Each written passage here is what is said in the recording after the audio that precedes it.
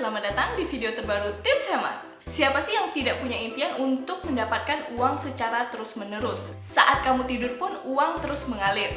Ternyata hal ini mungkin loh. Konsep ini dinamakan passive income atau pendapatan pasif. Passive income itu berbeda dengan yang namanya pendapatan aktif atau active income. Active income artinya kita menukarkan tenaga dan waktu kita untuk mendapatkan uang.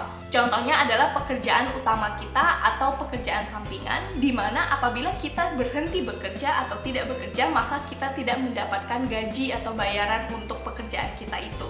Sedangkan passive income, sumber pendapatannya terus mengalir meskipun kita tidak menukarkan waktu dan tenaga kita secara aktif untuk mendapatkan uang di kala itu. Contohnya bunga investasi. Tanpa kita harus terus bekerja secara aktif, kita dapat mendapatkan bunganya apabila kita menanamkan uang di instrumen investasi. Walau terdengarnya seru sekali, kamu harus tahu bahwa untuk menghasilkan passive income ada dua hal yang harus kita berikan, yaitu antara modal uang di awal atau tenaga dan juga waktu di awal untuk menghasilkan passive income. Di video ini aku ingin membahas 8 ide di mana kamu bisa menghasilkan passive income yang dapat segera kamu kerjakan sekarang juga, yang bisa kamu dapatkan dengan modal atau tenaga yang tidak besar. Jadi sebagai contoh, aku tidak akan membahas ide mendapatkan passive income dengan menjalankan ide bisnis contohnya, karena untuk menjalankan bisnis itu butuh modal dan usaha yang lumayan besar hingga akhirnya kamu bisa mendapatkan passive income dari bisnis kamu itu. Dan dari 8 ide passive income ini aku bagi menjadi 2 kategori, yaitu yang pertama yang butuh modal, jadi kamu tidak butuh usaha atau tenaga yang sangat besar untuk mendapatkannya, tapi kamu butuh modal uang di awal, tapi modal uangnya pun tidak terlalu banyak-banyak amat. Terus kategori yang kedua yaitu kalau misalkan ternyata kamu memang tidak punya modal awal untuk mendapatkan passive income ini, maka bisa kamu tukar dengan tenaga atau waktu yang kamu punya. Jadi tinggal kamu pilih, kamu mau mulai dengan modal uang atau dengan tenaga dan waktu kamu.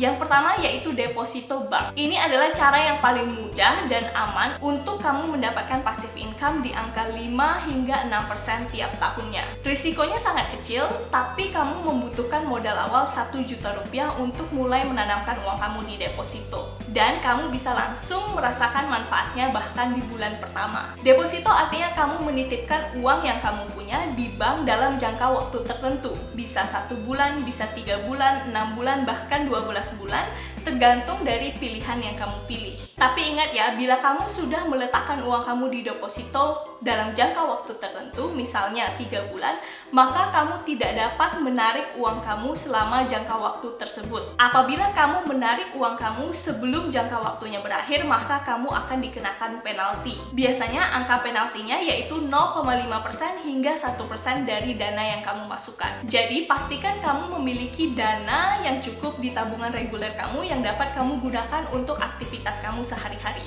Untuk membuka rekening deposito, kamu cukup datang ke kantor cabang bank yang terdekat dan cari 3 info utama. Yang pertama, bunga deposito berdasarkan jangka waktunya. Yang kedua, minimal dana deposito. Dan yang ketiga, berapa penalti yang dikenakan apabila kamu menarik uang sebelum waktunya. Sebagai contoh, di Bank Mandiri sekarang menawarkan bunga deposito di angka 5,5% untuk jangka waktu 3 bulan masa deposito. Minimal jumlah deposito apabila melalui cabang yaitu 10 juta rupiah, dan apabila kamu melakukan online hanya 1 juta rupiah saja.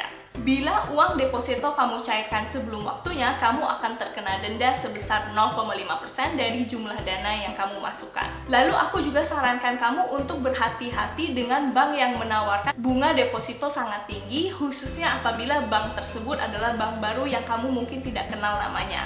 Sebaiknya cari bank yang memang sudah beroperasi lama selama puluhan tahun dan reputasinya sudah terbukti sehingga uang kamu akan tetap aman. Yang kedua yaitu reksadana. Dengan reksadana kamu bisa mendapatkan bunga dari 6 hingga 12% setiap tahunnya dengan resiko yang kecil. Dan serunya reksadana bisa mulai dibeli dari hanya modal Rp10.000 saja. Namun untuk mendapatkan hasil yang maksimal, sebaiknya uang di reksadana tidak disentuh selama 10 tahun ke depan. Konsep reksadana yaitu kita menitipkan uang kita kepada manajer investasi yang sudah berpengalaman, yang kemudian akan memasukkan dana kita ke instrumen-instrumen investasi yang paling oke, seperti saham, deposito, dan obligasi. Kita bisa memilih produk reksadana yang paling cocok untuk kita. Biasanya ada dua hal yang perlu kamu ketahui, yaitu berapa kisaran bunga tahunan dan level resikonya. Biasanya semakin tinggi resikonya, maka semakin tinggi pula bunga yang akan kita dapatkan tiap tahunnya. Namun hati-hati, semakin tinggi resikonya, maka semakin tinggi pula uang yang kamu investasikan di reksadana akan turun nilainya.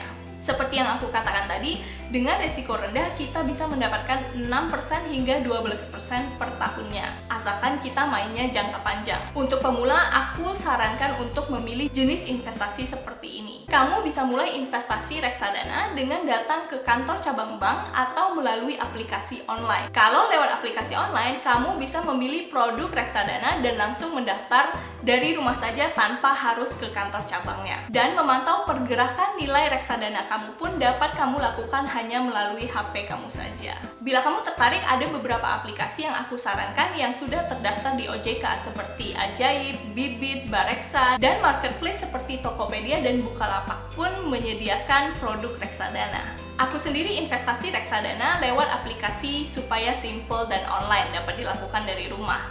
Nah, aplikasi yang aku pakai yaitu Ajaib. Aku pernah membahas topik cara investasi reksadana melalui aplikasi Ajaib dan aku akan meletakkan link di video tersebut di kolom deskripsi. Yang ketiga yaitu peer-to-peer lending. Ini merupakan skema di mana kita meminjamkan uang kita terhadap bisnis atau individu dan kita mendapatkan bunga dari hasil pinjaman tersebut. Platform peer-to-peer lending sangat beragam. Rata-rata platform ini menawarkan sekitar 15% bunga tiap tahunnya dan bahkan ada yang lebih tinggi. Tapi tentu saja semakin tinggi bunganya maka semakin tinggi pula resikonya. Sebagai informasi, resiko di peer-to-peer lending ada dua macam jenisnya. Yang pertama, resiko uang kamu tidak balik sama sekali, dan yang kedua, resiko uang kamu telat baliknya. Untuk tingkat resiko dan besarnya keuntungan biasanya sudah diberitahukan di awal sebelum kamu meletakkan uang kamu. Jadi hal ini dapat kamu dapatkan secara transparan. Pastikan kamu mengetahui 4 info ketika memilih penerima pinjaman dari uang kamu. Bunga pinjamannya, analisis resiko menurut platform peer-to-peer tersebut, berapa lama jangka waktu pinjaman, dan apabila kamu memberikan pinjaman kepada bisnis atau perusahaan, maka kamu harus tahu lebih lanjut mengenai latar belakang dari perusahaan tersebut, apakah bisa dipercaya atau tidak. Saran aku, kamu harus hati-hati dalam memilih platform peer-to-peer lending, sebab ada banyak sekali yang abal-abal di luar sana. Paling gampangnya yaitu mengetahui apabila platform tersebut sudah terdaftar dan diawasi oleh OJK. Dan sebaiknya kamu cek langsung di situs resmi OJK. Jangan langsung percaya apabila ada platform P2P lending yang mengaku bahwa mereka sudah terdaftar dan diawasi oleh OJK, tapi kamu justru tidak bisa menemukan di situs resmi OJK. Setelah itu, kamu juga bisa mempelajari latar belakang dari platform penyedia P2P lending dengan membaca beritanya di media, dan apakah pernah tersangkut kasus negatif sebelumnya. Beberapa nama platform peer-to-peer yang terkenal di Indonesia dan sudah diawasi OJK yaitu Coinworks, Investri, Uang Teman, dan juga Amarta. Aku sendiri sudah menggunakan Coinworks sejak tahun lalu. Strategi aku untuk memilih platform peer-to-peer lending itu adalah yang resikonya paling rendah. Walaupun sempat mengalami penundaan pengembalian dana, namun untungnya hingga sekarang aku selalu mendapatkan dana aku dan bunganya secara utuh. Selama setahun aku mendapatkan passive income paling tidak 7,5% dari Coinworks. Yang keempat yaitu emas. Ini merupakan pilihan investasi yang cukup aman, sebab harga emas biasanya akan mengikuti harga inflasi. Bila kita membeli emas 5 tahun yang lalu, maka kita akan mendapatkan passive income sebesar 47,3%, di mana artinya setiap tahunnya kita mendapatkan 9% passive income dari emas yang kita beli 5 tahun yang lalu. Emas yang aku maksud di sini adalah emas murni 24 karat ya, jadi bukan emas perhiasan. Karena harga dan spesifikasi dari emasnya berbeda. Nah, di Indonesia sendiri ada beberapa merek emas murni, yang paling terkenal yaitu Antam, dan ada emas waris yang terbaru. Di zaman sekarang kita sudah bisa membeli emas murni melalui platform online. Contohnya ada dua, yaitu yang pertama Tokopedia, dan yang kedua toko online emas bernama Imas. Dan serunya lagi, sekarang kamu dapat mulai menyicil untuk membeli emas, yaitu mulai dari Rp200 saja. Sebagai informasi, di Tokopedia bentuk emasnya yaitu digital, namun kamu tetap dapat menjual emas ini kapanpun kamu mau. Tapi di toko online seperti Imas, kamu bisa menyicil hingga 1 gram, kemudian emas itu akan dikonversikan ke dalam emas fisik yang kemudian dapat dikirimkan ke rumah kamu. Nah, itulah 4 ide untuk mendapatkan passive income yang dapat kamu lakukan apabila kamu memiliki modal uang di awal. Sekarang aku masuk ke 4 jenis ide passive income yang dapat kamu lakukan tanpa atau dengan modal awal minimal, tapi kamu harus menyisihkan waktu dan tenaga kamu di awal untuk hingga akhirnya mendapatkan passive income ini. Yang pertama yaitu menjual foto stok. Nah, buat kamu yang punya hobi fotografi atau kamu memang bertalenta dalam hal mengambil foto, maka ini adalah contoh yang cukup unik. Karena ternyata foto yang kamu hasilkan itu dapat dijual secara online. Sistemnya yaitu kamu masukkan hasil foto jepretan kamu ke dalam marketplace yang menjual foto-foto. Dan kemudian apabila ada orang yang membeli foto kamu, maka kamu akan mendapatkan komisi dari sana. Serunya, karena produk ini adalah produk digital, jadi satu foto yang kamu letakkan di marketplace tersebut dapat dibeli hingga berulang-ulang kali tanpa kamu repot sama sekali. Untuk menjual foto kamu dapat mengunjungi situs foto stok premium seperti Shutterstock, Getty Image, 123RF, dan lain sebagainya. Lalu daftar sebagai kontributor dan ikuti petunjuknya. Setiap situs memiliki aturannya masing-masing. Contohnya seperti standar minimum resolusi foto dan seberapa besar komisi yang akan kamu terima sebagai kontributor. Ada situs yang menuntut hak eksklusif, di mana kamu cuma bisa menjual foto di satu situs itu saja, atau ada juga situs yang kamu dapat menjual foto kamu di berbagai macam platform lainnya. Rata-rata kontributor akan mendapatkan komisi dari 20 hingga 60% tergantung situsnya. Untuk informasi lebih lanjut mengenai situs-situs penyedia stok foto premium, akan aku letakkan artikel di kolom deskripsi supaya kamu bisa belajar lebih lanjut mengenai topik ini. Ide kedua dari kategori ini adalah membuat panduan online berupa kursus atau e-book. Mirip seperti ide sebelumnya, intinya adalah membuat konten untuk dijual secara digital. Enaknya konten digital itu bisa kamu jual sebanyak apapun tanpa kamu mencemaskan inventory dan pengiriman barangnya. Salah satu ide konten digital adalah e-book atau buku elektronik.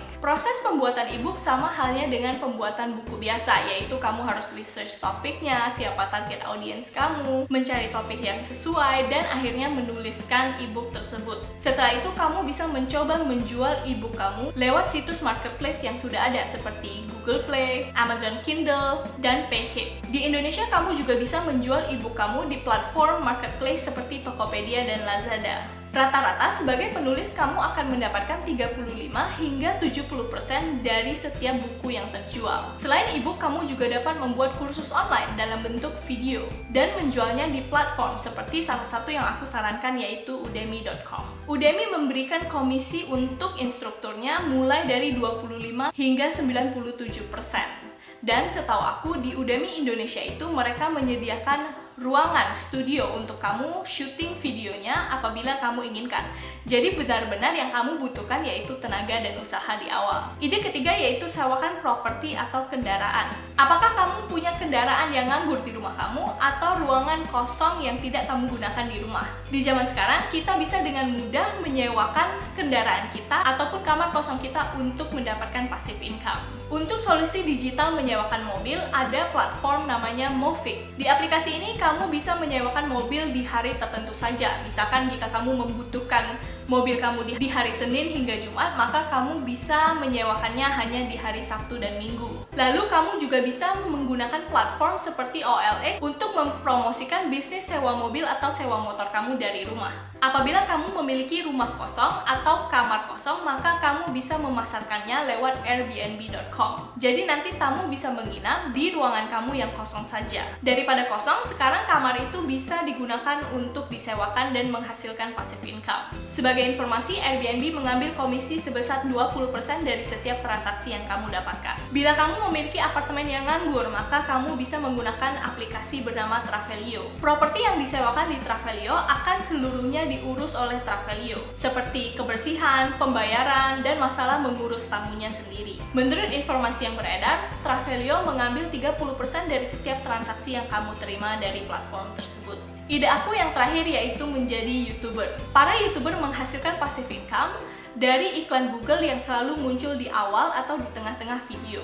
Setiap kali video muncul, sebetulnya setiap YouTuber itu mendapatkan komisi kecil dari iklan tersebut. Namun iklan ini tidak akan langsung aktif ya. Kita harus minimal punya 1000 subscriber dan video kita sudah ditonton minimal 4000 menit selama kurun waktu 12 bulan ke belakang. Channel Tips Hemat sendiri menunggu hingga 3 bulan hingga akhirnya YouTube menyetujui iklan kami. Nah, menurut pengalaman aku, YouTuber di Indonesia mendapatkan Rp11 setiap kali ada iklan yang muncul di video yang mereka buat. Memang kecil sih, namun angka ini akan terus bertambah dari hasil video-video yang sudah kita buat sebelumnya.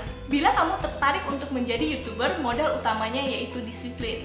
Kamu bisa mulai dengan merekam video menggunakan handphone kamu, contohnya dengan editing skill basic yang bisa kamu pelajari dengan segera. Tantangan terbesar untuk YouTuber di awal-awal karirnya, khususnya apabila kamu memiliki pekerjaan lain, yaitu meluangkan waktu untuk membuat dan mengedit video itu sendiri. Jadi kamu harus pintar-pintar mengatur waktu setelah pulang kerja atau di saat weekend, dan lakukan hal tersebut secara terus-menerus dan disiplin sambil belajar membuat skrip, mengedit video, dan lain sebagainya. Pokoknya harus semangat dan disiplin demi passive income. Bila channel YouTube kamu semakin besar, maka kamu dapat memanfaatkannya untuk program lain seperti program afiliasi, di mana kamu juga dapat menghasilkan passive income. Oke deh, sekian dulu 8 ide passive income dari aku yang dapat kamu kerjakan langsung dari rumah. Apakah ide ini menarik dan bisa langsung kamu aplikasikan tahun ini? Atau mungkin kamu memang sudah menjalankan passive income ini sebelumnya? Apapun itu, apabila kamu memiliki ide passive income lainnya, jangan lupa tinggalkan di kolom komentar. Dan akhir kata, seperti biasa, jangan lupa subscribe di video ini, tinggalkan like, komen, dan follow akun Instagram kami di @tipshematofficial. Bye-bye!